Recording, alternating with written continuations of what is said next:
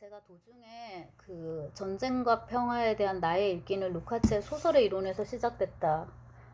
네, 이게 지금 책을 여러분 한번 보시면 이게 93년도에 나왔는데, 그러니까 초판은 85년인데 요 책은 93년 4월 30일에 이제 나온 책이고요.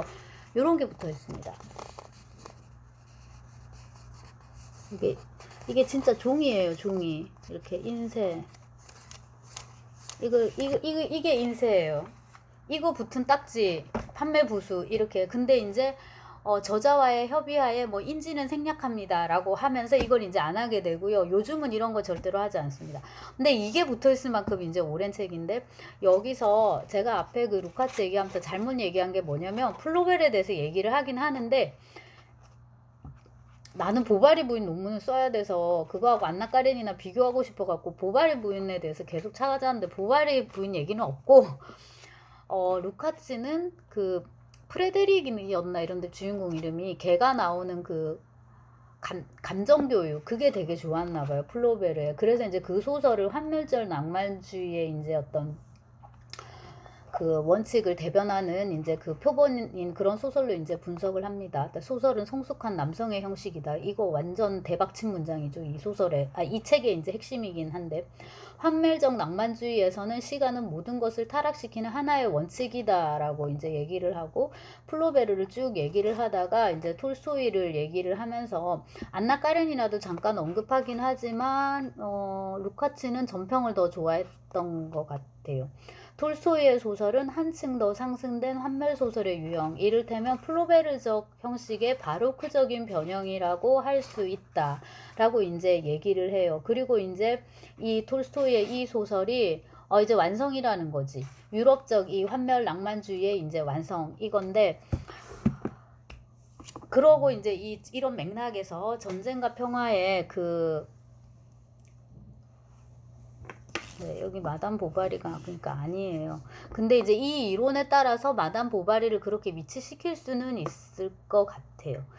자, 그리고 이제 제가 아까 그 안드레이 하면서 위대한 순간 얘기를 했는데 그게 얼마나 이제 허로운 것인가. 그러고 이제 소설의 에필로그를 주목하는데 거기에 아이의 방이 있어요. 그러니까 어린아이들이 기거하는 방이 따로 있는 거죠. 유머가 돌보고 이제 이렇게 할 텐데, 모든 정열과 찾음, 그러니까 이제 구도, 시도 이런 거겠죠. 탐색 이런 것의 시도가 그 종말을 구한 뒤에 아기 방의 조용한 분위기는 문제적인 환멸 소설의 종말보다도 더 서글프고 더 우울한 것이다 라고 이제 루카츠는 얘기를 한단 말이에요.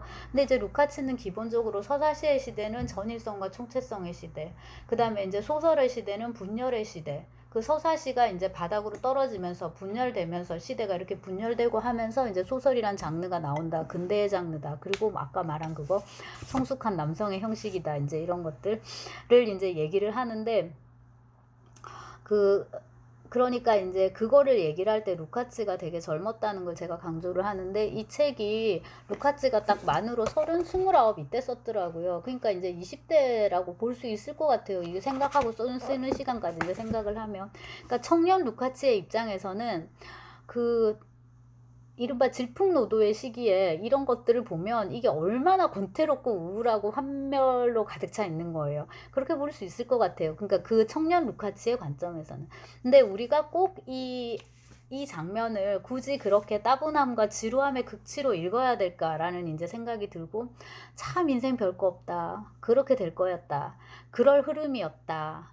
그게 이제 세상의 이치다. 이거는 프랭코 모레티 또 저기 연구서 제목이기도 한데요. 그럴 것이었다. 운명이었다. 이런 관점에서 더 볼 수 있을 것 같고, 이거를 굳이 권태환멸 이런 단어를 쓰지 않아도 되지 않을까라는 게 지금 이제 40대 중후반에 이른 이제 제 생각입니다. 그리고 이제 그 전쟁과 평화를 어릴 때는 정말 못 봤던 부분인데 이제 보이는 장면이 마지막에, 소설의 마지막에 요절한 안드레의 아들이 나옵니다. 안드레는 그쵸, 이제 요절이죠. 그 니콜렌카인데 얘가 피에르를 되게 좋아하고 동경합니다. 이 니콜렌카의 마지막 말이 바로 이 기나긴 소설의 마지막을 장식한다는 거를 굉장히 강조를 하고 싶어요. 저도 이제 이 소설을 반복적으로 읽어오고 있는데 단 한 번도 눈에 띄지 않고 이제 눈에 들어오는 장면.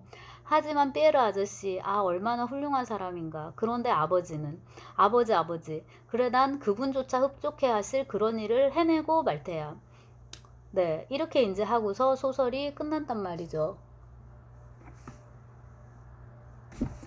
자, 그래서 그 여타 환멸 낭만주의 루카치가 이렇게 지적한 아까 그 플로베르의 보바리 부인 자체는 언급을 안 한다고 했지만 이제 그 맥락에서 읽을 수 있는데 보바리 부인 같은 경우는 어린아이 얘기가 나오지 않아요. 그것뿐만 아니라 다른 그 환멸 낭만주의에서도 애들 얘기가 잘 안 나와요. 돈키호테도 애들 얘기 안 나오고 다른 거에 다 빠져 있어요. 근데 톨스토이는 거의 드물게 아이에 대해서 너무 잘 썼고 그 다음에 아이를 어, 주인공으로 내세워요. 저기 안나 까레니나에서도 세료자의 심리를 굉장히 이제 자세하게 이렇게 얘기를 하거든요. 그리고 이제 그 여러 연구자들이 전쟁과 평화나 톨스토이 소설에 대해서 이제 멋진 말을 썼었는데 전쟁과 평화에는 픽션과 역사와 메타 역사가 있다. 그리고 이제 대꾸에서 현재와 그다음에 이제 역사는 과거고 메타 역사 영혼 영생이라고 할 수 있을 것 같아요. 미래적인 어떤 차원까지 이제 아우르는 소설이다. 그러니까 겉으로는 과거를 얘기해요. 역사 소설인데 그 외피 밑에 현재를 찬미하고 이 평화의 삶을 찬미하고 그 다음에 이제 마지막에 톨스토이가 이 어린 니콜라엔카를 통해서 얘기하는 거는 결국 이제 미래적인 삶, 희망 이제 이런 거죠. 그래서 유럽 한면 소설에서는 거의 등장하지 않는 아니면 소품처럼만 등장하는 아이들이 진짜 이 소설의 주인공이라는 거. 다시 맨 앞으로 들어가면 13살짜리 나타샤가 중심인데 걔도 어린아이잖아요. 얘들이 그냥 미래인 거예요. 얘들이 보물이고 진짜 she is just treasure. 그러니까 나타샤만 보물인 게 아니라 이 애들이 다 보물인 거예요. 그리고 이제 얘들이 자라가지고 다 짝짓기 하고 번식하고 교미해서 다 번식하고 이제 그 장면을 BBC 버전의 마지막에서 되게 잘 보여줘요. 그러니까 이제 아까 제가 그때 이제 세팅을 말씀을 드렸잖아요. 이래서 부부들이 다 와가지고 있어요. 나타샤 부부도 와 있고 마리아 부부도 와 있고, 그러니까 즉 피에르 베조프 부부도 와 있고 니콜라이 부부도 와 있는데 제인 에어의 끝 부분하고 되게 비슷하게 찍었어요. 로체스터란 제인 에어가 있고 애들은 또 어쩜 그렇게 많이 나왔는지 온 가족들이 다 모여 있는 이제 이런 분위기인데 이렇게 바깥에 넓은 탁자가 준비되어 있고 이제 음식이 이렇게 이제 나뉘어져 있고 나타샤가 또 애 안고 나와요. 그럼 또 피에르가 또 웃고 이렇게 해서 모두가 너무나도 행복하고 화목한 분위기. 진짜 도스옙스키 소설에서는 눈 씻고 도저히 찾아볼 수 없는 그런 전원시적인 분위기로 이제 소설이 마감된다.